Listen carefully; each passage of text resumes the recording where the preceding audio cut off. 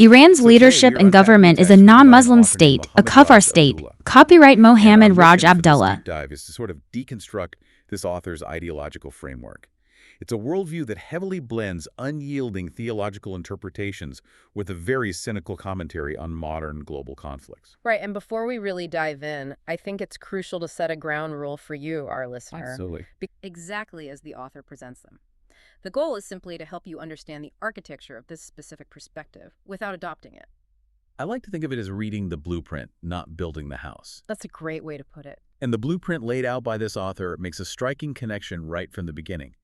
He takes ancient religious documents regarding the Prophet Muhammad's earliest companions, and he links them directly to modern geopolitical conflicts. Yeah, he frames what is happening in the news today through this lens of Darwinian survival. It's this wild juxtaposition of classical theology and modern scientific terminology. It really is. And to start, the author wastes no time setting the stage with a very specific premise. He claims the world is in a perpetual state of conflict driven by the kuffars. Right, and for those unfamiliar, that is an Arabic term used to describe disbelievers or infidels. The text insists that these nations and groups are just continuously fighting among themselves. Continuously. And he points straight to World War II to anchor this historical claim. He specifically lists Germany, Japan, Russia, and the USA. The argument is that these nations were locked in a massive conflict, but he frames it through a very specific lens. He notes that they, and I'm quoting here, killed a lot of Muslims along the way. Yeah, and that framing is a critical window into the author's mindset. I mean, look at how he treats one of the largest global conflicts in human history. He completely ignores the usual narrative. Exactly. He strips away the conventional narratives of Allied versus Axis powers or democracy versus fascism.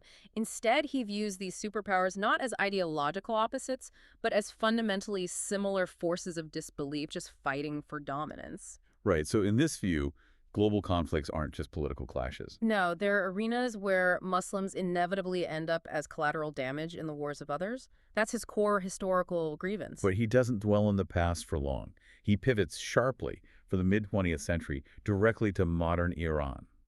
And he's quite explicit here. He labels Iran a kuffar state. Yeah, that's a heavy, calculated theological accusation. Very heavy. Especially leveling that specific term at a nation that identifies globally as an Islamic republic.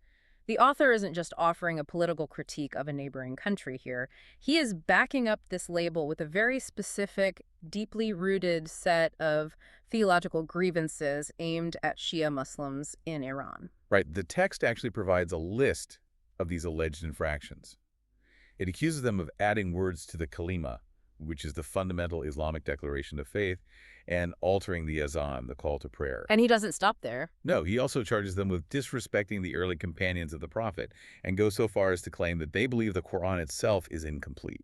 So if we pause to look at the underlying mechanics of that argument, you can see what he's doing. He is framing these alleged actions not as mere differences in scholarly opinion or historical tradition. Right, it's not a debate for him. Exactly.